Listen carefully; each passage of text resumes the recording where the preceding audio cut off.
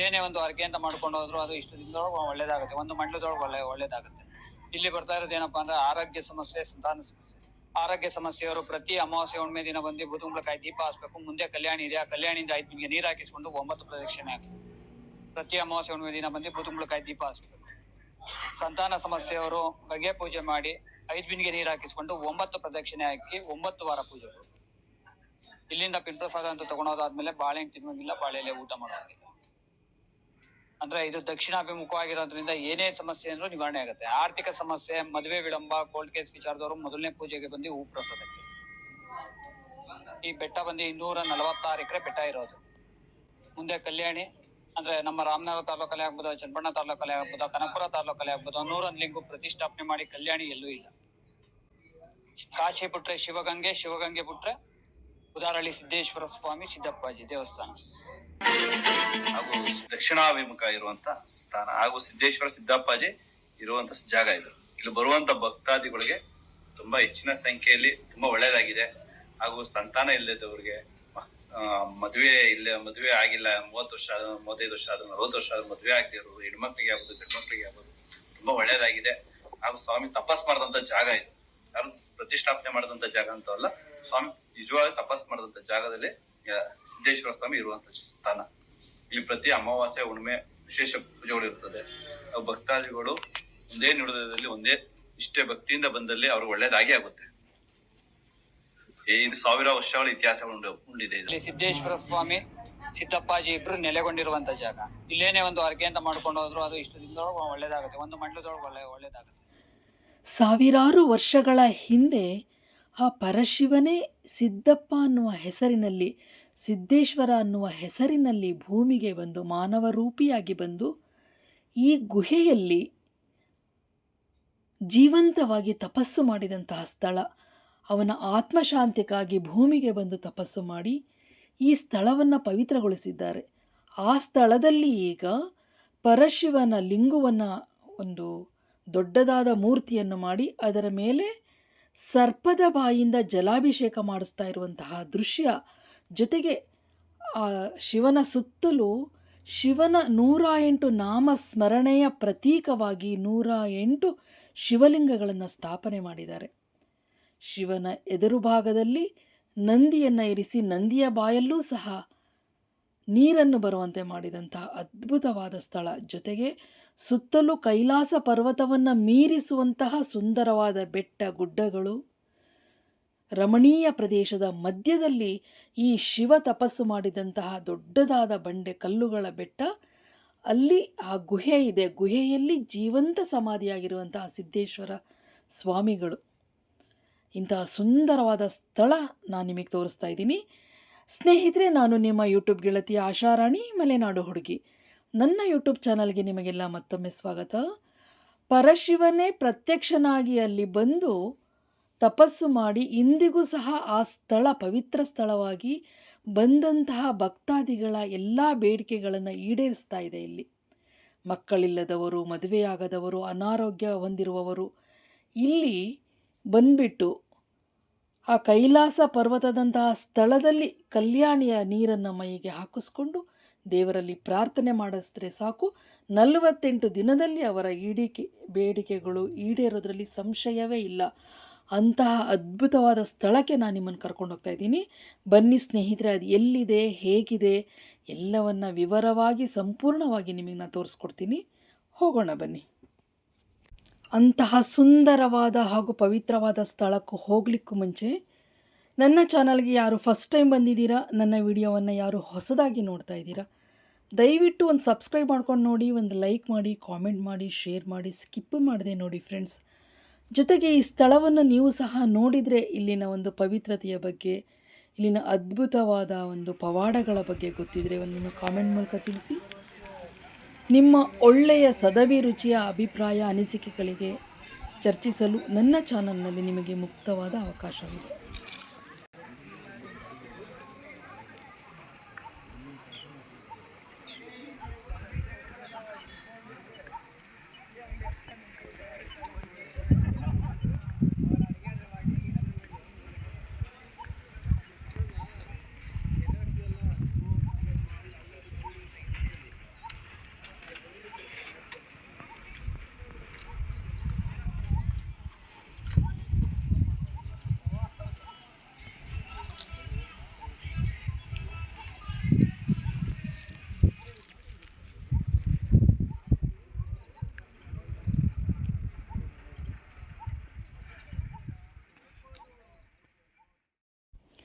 ಸಾವಿರಾರು ವರ್ಷಗಳ ಹಿಂದೆ ಶಿವ ತಪಸ್ಸು ಮಾಡಿದ ಸ್ಥಳ ಅಂತ ಹೇಳಲಾಗ್ತಾ ಇದೆ. ಅಲ್ಲಿನ ಅರ್ಚಕರು ಹೇಳುವ ಪ್ರಕಾರ ಇದು 1200ರಿಂದ 1500 ವರ್ಷಗಳ ಹಿಂದೆ ಪರಶಿವನು ಸಿದ್ದೇಶ್ವರ ಅನ್ನುವ ಹೆಸರಿನಲ್ಲಿ ಬಂದು ಇಲ್ಲಿ ತಪಸ್ಸನ್ನು ಆಚರಿಸಿದ್ರು. ಈ ಸ್ಥಳವನ್ನು ಪಾವನಗೊಳಿಸಿದ್ರು. ಇಂದಿಗೂ ಸಹ ಅವರ ಪಾದದ ಗುರುತಿದೆ ಅಂಥೇಳಿ ಹೇಳಲಾಗುತ್ತೆ. ಇದನ್ನು ಸಿದ್ದಪ್ಪಾಜಿ ಅನ್ಲಿಕ್ಕೆ ಶುರು ಮಾಡಿದ್ರು. ಅವರನ್ನು ಕರೆಯೋಕ್ಕೆ ಶುರು ಮಾಡಿದ್ರು. ಸಿದ್ದೇಶ್ವರ ಅಂತ ಕರೆಯೋಕ್ಕೆ ಶುರು ಮಾಡಿದ್ರು. ಹಾಗಾಗಿ ಈ ದೇವಸ್ಥಾನಕ್ಕೆ ಸಿದ್ದೇಶ್ವರ ಹಾಗೂ ಸಿದ್ದಪ್ಪಾಜಿ ದೇವಸ್ಥಾನ ಅಂತೇಳಿ ಕರೀತಾ ಇದ್ದಾರೆ. ಆ ಸಿದ್ದೇಶ್ವರರನ್ನು ಲಿಂಗ ರೂಪಧಾರಿಯಾಗಿ ಇಲ್ಲಿ ಶಿವನನ್ನು ಪೂಜಿಸಲಾಗ್ತಾ ಇದೆ. ಇಂದಿಗೂ ಸಹ ಈ ಶಿವನ ರೂಪಧಾರಿಯಾಗಿ ಕುಳಿತ ಈ ಲಿಂಗು ಬಂದಂತಹ ಭಕ್ತರ ಎಷ್ಟೋ ಕಷ್ಟ ಕಾರ್ಪಣ್ಯಗಳನ್ನು ನಿವಾರಿಸಿದೆ, ಮದುವೆ ಮಾಡಿಸಿದೆ, ಮಕ್ಕಳಿಲ್ಲದವರಿಗೆ ಸಂತಾನ ಭಾಗ್ಯ ಕೊಟ್ಟಿದೆ ಅಂತ ಹೇಳಲಾಗುತ್ತೆ.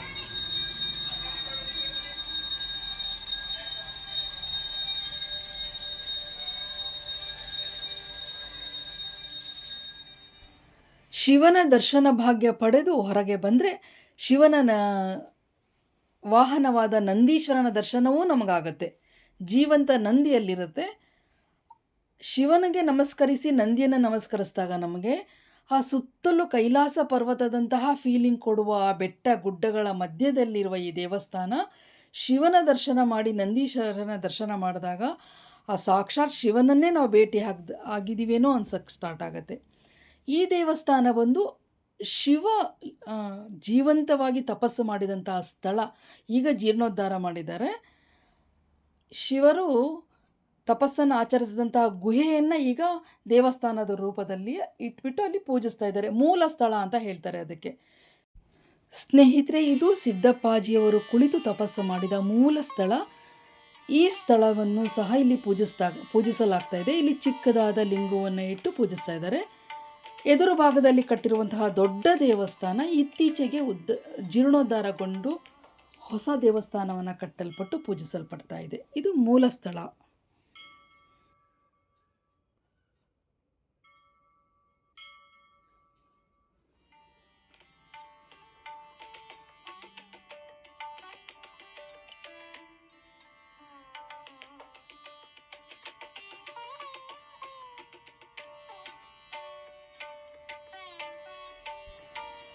ಈ ಮೂಲ ಗುಡಿಯ ಮೇಲ್ಭಾಗದಲ್ಲಿರುವ ಬಂಡೆಗಳ ಮೇಲೆ ಸಿದ್ದಪ್ಪಾಜಿಯವರ ಪಾದಗಳಿದೆ. ಅದು ಸಹ ಮೇಲೆ ಹತ್ತಿ ಪೂಜೆ ಮಾಡಲಾಗತ್ತೆ. ಸ್ನೇಹಿತರೆ, ಇಲ್ಲಿನ ಮುಖ್ಯವಾದ ಒಂದು ವಿಶೇಷ ಅಂತ ಹೇಳಿದ್ರೆ, ದೇಹದ ಯಾವುದೇ ರೋಗ ರುಜಿನಗಳು ಬಾಧೆ ಭೇದಿಸ್ತಾ ಇದ್ರೆ, ಕಾಡಿಸ್ತಾ ಇದ್ರೆ, ಇಲ್ಲಿಗೆ ಬಂದು ಇಲ್ಲಿ ಒಂದು ಕಲ್ಯಾಣಿ ಇದೆ, ಬಾವಿ ರೂಪದಲ್ಲಿದೆ.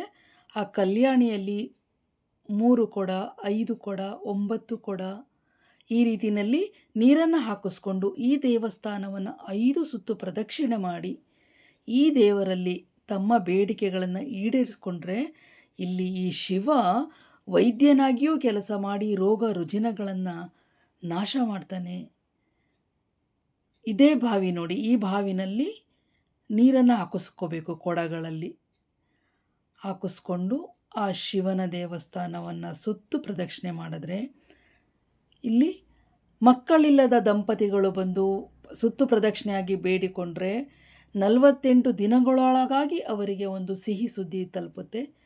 ಕೊನೆಗೆ ಎಷ್ಟೇ ವರ್ಷಗಳಾದರೂ ಮದುವೆ ಆಗದೇ ಇರುವಂತಹ ಯುವಕ ಯುವತಿಯರು ಬಂದು ಬೇಡಿಕೊಂಡಲ್ಲಿ ಅವರಿಗೆ ಅತಿ ಶೀಘ್ರದಲ್ಲಿ ಅತ್ಯುತ್ತಮವಾದ ಸಂಗಾತಿಯನ್ನು ಈ ಪರಶಿವ ದೊರಕಿಸ್ಕೊಡ್ತಾನೆ ಅನ್ನುವ ನಂಬಿಕೆಯಿಂದ ಇಲ್ಲಿ ನೂರಾರು ಸಾವಿರಾರು ಜನ ಭಕ್ತರು ಬಂದು ಹೋಗ್ತಾ ಇದ್ದಾರೆ. ಇಲ್ಲ, ಮುಖ್ಯ ಒಂದು ಆಕರ್ಷಣೆ ಅಂತ ಹೇಳಿದರೆ ಈ ಸ್ಥಳದಲ್ಲಿ ದೊಡ್ಡದಾದ ಶಿವಲಿಂಗವನ್ನು ನಿರ್ಮಿಸಿ ಆತನ ತಲೆಯ ಮೇಲೆ 7 ಎಡೆಯ ಸರ್ಪದ ಬಾಯಿಯಿಂದ ಜಲಾಭಿಷೇಕ ಮಾಡಿಸಲಾಗ್ತಾ ಇದೆ. ಆತನ ಸುತ್ತ ಒಂದು ಸರೋವರವನ್ನು ಕಟ್ಟಿ ಆ ಸರೋವರದ ಸುತ್ತಲೂ ಶಿವನ ಅಷ್ಟೋತ್ತರ 108, ಆ 108 ಅಷ್ಟೋತ್ತರದ ಸಂಕೇತವಾಗಿ 108 ಲಿಂಗಗಳನ್ನು ಅಲ್ಲಿ ಸ್ಥಾಪನೆ ಮಾಡಲಾಗಿದೆ. ನಮಸ್ಕಾರ. ಶ್ರೀ ಗುರುಭ್ಯೋ ನಮಃ. ನಮ್ಮ ಹೆಸರು ಒಂದೇ ಶಿವಪ್ರಸಾದ್ ಅಂತ. ಇಲ್ಲಿ ಅರ್ಚಕರು. ಇದು ಉದಾರಹಳ್ಳಿ ಸಿದ್ದೇಶ್ವರ ಸ್ವಾಮಿ ಸಿದ್ದಪ್ಪಾಜಿ ದೇವಸ್ಥಾನ. ಏನಪ್ಪಾ ಅಂದ್ರೆ ಇದು 1200 ವರ್ಷ ಇತಿಹಾಸವುಳ್ಳ ದೇವಸ್ಥಾನ. ಜೀರ್ಣೋದ್ಧಾರ ಆಗಿ 10 ತಿಂಗಳು ನಡೀತಾ ಇದೆ. ಇಲ್ಲಿ ಸಿದ್ದೇಶ್ವರ ಸ್ವಾಮಿ ಸಿದ್ದಪ್ಪಾಜಿ ಇಬ್ರು ನೆಲೆಗೊಂಡಿರುವಂತ ಜಾಗ. ಇಲ್ಲೇನೆ ಒಂದು ಅರ್ಕೆ ಅಂತ ಮಾಡ್ಕೊಂಡು ಹೋದ್ರು ಅದು ಇಷ್ಟು ದಿನದೊಳಗೆ ಒಳ್ಳೇದಾಗುತ್ತೆ, ಒಂದು ಮಂಡಲದೊಳಗೆ ಒಳ್ಳೇದಾಗುತ್ತೆ. ಇಲ್ಲಿ ಬರ್ತಾ ಇರೋದು ಏನಪ್ಪಾ ಅಂದ್ರೆ ಆರೋಗ್ಯ ಸಮಸ್ಯೆ, ಸಂತಾನ ಸಮಸ್ಯೆ. ಆರೋಗ್ಯ ಸಮಸ್ಯೆಯವರು ಪ್ರತಿ ಅಮಾವಾಸ್ಯೆ ಹುಣ್ಣಿಮೆ ದಿನ ಬಂದು ಬೂದುಗುಂಬಳಕಾಯಿ ದೀಪ ಹಚ್ಬೇಕು. ಮುಂದೆ ಕಲ್ಯಾಣಿ ಇದೆ, ಆ ಕಲ್ಯಾಣಿಯಿಂದ 5 ನಿಮಗೆ ನೀರು ಹಾಕಿಸ್ಕೊಂಡು 9 ಪ್ರದಕ್ಷಿಣೆ ಹಾಕಬೇಕು. ಪ್ರತಿ ಅಮಾವಾಸ್ಯೆ ಹುಣ್ಣಿಮೆ ದಿನ ಬಂದು ಬೂದುಗುಂಬಳಕಾಯಿ ದೀಪ ಹಚ್ಬೇಕು. ಸಂತಾನ ಸಮಸ್ಯೆಯವರು ಗಂಗೆ ಪೂಜೆ ಮಾಡಿ 5 ಬಿಂದಿಗೆ ನೀರು ಹಾಕಿಸ್ಕೊಂಡು 9 ಪ್ರದಕ್ಷಿಣೆ ಹಾಕಿ 9 ವಾರ ಪೂಜೆ ಮಾಡಬೇಕು. ಇಲ್ಲಿಂದ ಪಿಂಪ್ರಸಾದ ಅಂತ ತಗೊಂಡೋದಾದ್ಮೇಲೆ ಬಾಳೆಹಣ್ಣು ತಿನ್ನೋಂಗಿಲ್ಲ, ಬಾಳೆಲೆ ಊಟ ಮಾಡೋಂಗಿಲ್ಲ. ಅಂದ್ರೆ ಇದು ದಕ್ಷಿಣಾಭಿಮುಖವಾಗಿರೋದ್ರಿಂದ ಏನೇ ಸಮಸ್ಯೆ ಅಂದ್ರೂ ನಿವಾರಣೆ ಆಗುತ್ತೆ. ಆರ್ಥಿಕ ಸಮಸ್ಯೆ, ಮದುವೆ ವಿಳಂಬ, ಕೋರ್ಟ್ ಕೇಸ್ ವಿಚಾರದವರು ಮೊದಲನೇ ಪೂಜೆಗೆ ಬಂದು ಹೂ ಪ್ರಸಾದಕ್ಕೆ. ಈ ಬೆಟ್ಟ ಬಂದು 246 ಎಕರೆ ಬೆಟ್ಟ ಇರೋದು. ಮುಂದೆ ಕಲ್ಯಾಣಿ ಅಂದ್ರೆ ನಮ್ಮ ರಾಮನಗರ ತಾಲೂಕಲ್ಲೇ ಆಗ್ಬೋದು, ಚನ್ನಪಣ್ಣ ತಾಲೂಕಲ್ಲೇ ಆಗ್ಬೋದು, ಕನಕಪುರ ತಾಲೂಕಲ್ಲೇ ಆಗ್ಬೋದು, 101 ಲಿಂಗು ಪ್ರತಿಷ್ಠಾಪನೆ ಮಾಡಿ ಕಲ್ಯಾಣಿ ಎಲ್ಲೂ ಇಲ್ಲ. ಕಾಶಿ ಬಿಟ್ರೆ ಶಿವಗಂಗೆ, ಶಿವಗಂಗೆ ಬಿಟ್ರೆ ಉದಾರಳ್ಳಿ ಸಿದ್ದೇಶ್ವರ ಸ್ವಾಮಿ ಸಿದ್ದಪ್ಪಾಜಿ ದೇವಸ್ಥಾನ. ಟೈಮಿಂಗ್ಸ್ ಬಂದು ಬೆಳಗಿನ ಜಾವ ಓಪನ್ ಆಗೋದು. ಸೋಮವಾರ, ಶುಕ್ರವಾರ, ಅಮಾವಾಸ್ಯೆ ಹುಣ್ಣಿಮೆ ಗೌರ್ಮೆಂಟ್ ಹಾಲಿಡೇ 7 ಗಂಟೆಗೆ ಓಪನ್ ಮಾಡ್ತೀವಿ. ಸಾಯಂಕಾಲ 6 ಗಂಟೆ ಆದ್ರೂ ಆಯ್ತು, 10 ಗಂಟೆ ಆದ್ರೂ ಆಯ್ತು. ಮಂಗಳವಾರ, ಬುಧವಾರ 9 ಗಂಟೆಗೆ ಓಪನ್ ಮಾಡ್ತೀವಿ, 5 ಗಂಟೆ ಕ್ಲೋಸ್ ಮಾಡ್ತೀವಿ. ಏನಾರ ಹೆಚ್ಚಿನ ಮಾಹಿತಿಗೆ ಬೇಕಾದ್ರೆ ಆ ನಂಬರ್ ಫೋನ್ ಮಾಡಿ. ಅಂದ್ರೆ ಇವಾಗ ಮುಂದೆ ಎಲ್ಲ ಸಮುದಾಯ ಭವನ ಎಲ್ಲ ಆಗ್ತಾ ಇದೆ. ಅಂದ್ರೆ ದೇವಸ್ಥಾನ ಕಡೆಯಿಂದಾನೆ ಇವಾಗ ಅನ್ನದಾಸೋಹಕ್ಕೆ ದಾಸೋಹದ ಮನೆ ಮಾಡ್ತಾ ಇದ್ದೀವಿ. ಅಂದ್ರೆ ಇದು ದೇವಸ್ಥಾನ ಬಂದು ಟ್ರಸ್ಟ್ ಅಂದ್ರೆ ದೇವಸ್ಥಾನ ಗ್ರಾಮದವ್ರು ಸೇರಿ ದೇವಸ್ಥಾನ ಮಾಡಿರುವಂತದ್ದು. ದೇವಸ್ಥಾನ ಮಾಡಿರೋದು. ದಾನಿಗಳು ಏನೇ ಒಂದು ಧನ ಸಹಾಯ ಮಾಡುವಂತವ್ರು ಟ್ರಸ್ಟ್ ಮುಖಾಂತರ ಟ್ರಸ್ಟ್ನವ್ರು ಸಂಪರ್ಕಿಸಬಹುದು. ಹಾಗೂ ದಕ್ಷಿಣಾಭಿಮುಖ ಇರುವಂತ ಸ್ಥಾನ ಹಾಗೂ ಸಿದ್ದೇಶ್ವರ ಸಿದ್ದಪ್ಪಾಜಿ ಇರುವಂತ ಜಾಗ ಇದು. ಇಲ್ಲಿ ಬರುವಂತ ಭಕ್ತಾದಿಗಳಿಗೆ ತುಂಬಾ ಹೆಚ್ಚಿನ ಸಂಖ್ಯೆಯಲ್ಲಿ ತುಂಬಾ ಒಳ್ಳೇದಾಗಿದೆ. ಹಾಗೂ ಸಂತಾನ ಇಲ್ಲದವ್ರಿಗೆ, ಮದುವೆ ಆಗಿಲ್ಲ, 30 ವರ್ಷ, 35 ವರ್ಷ ಆದ್ರೂ 40 ವರ್ಷ ಆದ್ರೂ ಮದುವೆ ಆಗದಿರೋರು, ಹೆಣ್ಮಕ್ಳಿಗೆ ಆಗ್ಬೋದು, ಗಂಡ್ಮಕ್ಳಿಗೆ ಆಗ್ಬೋದು, ತುಂಬಾ ಒಳ್ಳೇದಾಗಿದೆ. ಹಾಗೂ ಸ್ವಾಮಿ ತಪಸ್ ಮಾಡಿದಂತ ಜಾಗ ಇದು. ಯಾರು ಪ್ರತಿಷ್ಠಾಪನೆ ಮಾಡಿದಂತ ಜಾಗ ಅಂತವಲ್ಲ, ಸ್ವಾಮಿ ನಿಜವಾಗಿ ತಪಸ್ ಮಾಡಿದಂತ ಜಾಗದಲ್ಲಿ ಸಿದ್ದೇಶ್ವರ ಸ್ವಾಮಿ ಇರುವಂತ ಸ್ಥಾನ. ಇಲ್ಲಿ ಪ್ರತಿ ಅಮಾವಾಸ್ಯೆ ಹುಣ್ಣಿಮೆ ವಿಶೇಷ ಪೂಜೆಗಳು ಇರ್ತದೆ. ಭಕ್ತಾದಿಗಳು ಒಂದೇ ನುಡಿದಲ್ಲಿ ಒಂದೇ ಇಷ್ಟೇ ಭಕ್ತಿಯಿಂದ ಬಂದಲ್ಲಿ ಅವ್ರಿಗೆ ಒಳ್ಳೇದಾಗಿ ಆಗುತ್ತೆ. ಇದು 1000 ವರ್ಷಗಳ ಇತಿಹಾಸ ಉಂಡಿದೆ.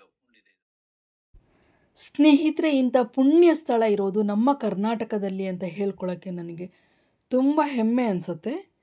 ಇದು ಕರ್ನಾಟಕದ ರಾಮನಗರ ಜಿಲ್ಲೆಯ ಕನಕಪುರ ಬಳಿಯ ಉದರಹಳ್ಳಿ ಅನ್ನುವ ಗ್ರಾಮದಲ್ಲಿ ಬರುತ್ತೆ. ಈ ದೇವಸ್ಥಾನ ಬೆಟ್ಟದ ತುದಿಯಲ್ಲಿರುವ ದೇವಾಲಯ ಆಗಿದ್ದು ಇದು ಬೆಂಗಳೂರಿನಿಂದ ಸುಮಾರು 60ರಿಂದ 75 ಕಿಲೋಮೀಟರ್ ದೂರಕ್ಕೆ ಬರುತ್ತೆ. ಸುಮಾರು 1.25 ಗಂಟೆ ಪ್ರಯಾಣ ಬರುತ್ತೆ. ನೀವು 1 ದಿನದ ಪ್ರಯಾಣ ಮಾಡಬೇಕು ಅಂತ ಹೇಳಿದ್ರೆ, ಅಂದರೆ 1 ದಿನದ ಟ್ರಿಪ್ ನೀವು ಇಡಬೇಕು ಅಂದರೆ, ಇಲ್ಲಿ ಯಾವುದೇ ಒಂದು ಅನುಮಾನ ಇಲ್ಲದೆ ಈ ಸ್ಥಳಕ್ಕೆ ಹೋಗ್ಬೋದು. ಯಾಕೆಂದರೆ ಈ ಸ್ಥಳಕ್ಕೆ ಹೋಗಿ ಬಂದಮೇಲೆ ಏನೋ ಪಾಸಿಟಿವ್ ಎನರ್ಜಿ, ಅಲ್ಲಿನ ಸುತ್ತ ಪರಿಸರ ರೋಮಾಂಚನ ಆಗುತ್ತೆ. ಆ ಶಿವನ ದೊಡ್ಡ ಲಿಂಗು ನೋಡ್ತಾ ಇದ್ದರೆ ನಾವು ಕೈಲಾಸ ಪರ್ವತದಲ್ಲಿದ್ದೀವಿ ಅನ್ನಿಸ್ತಾ ಇರುತ್ತೆ.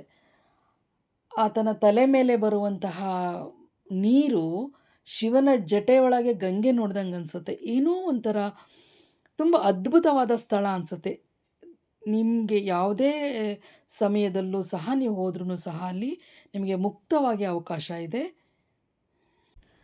ಇದು ಸಾವಿರಾರು ವರ್ಷಗಳ ಹಿಂದಿನ ದೇವಸ್ಥಾನ ಆಗಿದ್ದರೂ ಸಹ ಇತ್ತೀಚೆಗೆ ಒಂದು 7-8 ತಿಂಗಳ ಈಚೆಗೆ ಇದನ್ನು ಹೊಸದಾಗಿ ನವೀಕರಿಸಿ ಈ ರೀತಿಯಲ್ಲಿ ಶಿವಲಿಂಗು ಸುತ್ತ 108 ಶಿವಲಿಂಗಗಳು, ಬಸವಣ್ಣನ ಬಾಯಿಂದ ನೀರು ಹಾಗೂ ಶಿವನ ತಲೆಯ ಮೇಲಿಂದ ನೀರು, ಆ ಸರ್ಪದ ಬಾಯಿಂದ ಶಿವನಿಗೆ ಜಲಾಭಿಷೇಕ ಎಲ್ಲವನ್ನು ಇತ್ತೀಚೆಗೆ ಮಾಡಿದ್ದಾರೆ.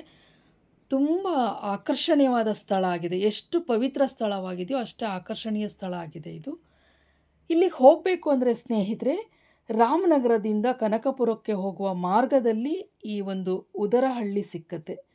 ರಾಮನಗರದಿಂದ 24 ಕಿಲೋಮೀಟರ್, ಕನಕಪುರದಿಂದ ಕೇವಲ 12 ಕಿಲೋಮೀಟರ್ ದೂರದಲ್ಲಿ ಹಳ್ಳಿಮಾರನಹಳ್ಳಿ ಅಂತ ಸಿಕ್ಕತ್ತೆ.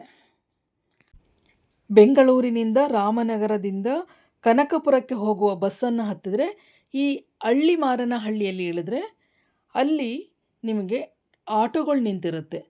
ಹಳ್ಳಿಮಾರನಹಳ್ಳಿಯಿಂದ ಈ ದೇವಸ್ಥಾನ, ಸಿದ್ದಪ್ಪಾಜಿ ದೇವಸ್ಥಾನ ಕೇವಲ 4 ಕಿಲೋಮೀಟರ್ ಮಾತ್ರ. ಯಾವುದೇ ತೊಂದರೆ ಇಲ್ಲದೆ ಆಟೋಗಳ ವ್ಯವಸ್ಥೆ ಸಿಕ್ಕತ್ತೆ. ನೀವು ಆಟೋಗಳ ಸಹಾಯದಿಂದ ನೀವು ಈ ದೇವಸ್ಥಾನಕ್ಕೆ ಹೋಗಬಹುದು.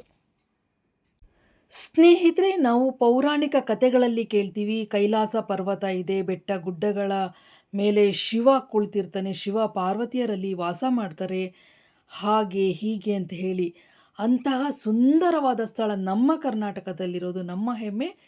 ಆ ಸ್ಥಳ ಇಲ್ಲೇ ಇದೆ, ನಮ್ಮ ಹತ್ತಿರದಲ್ಲೇ ಇದೆ, ಬೆಂಗಳೂರಿಂದ ಕೇವಲ 60 ಕಿಲೋಮೀಟರ್ ದೂರದಲ್ಲಿ.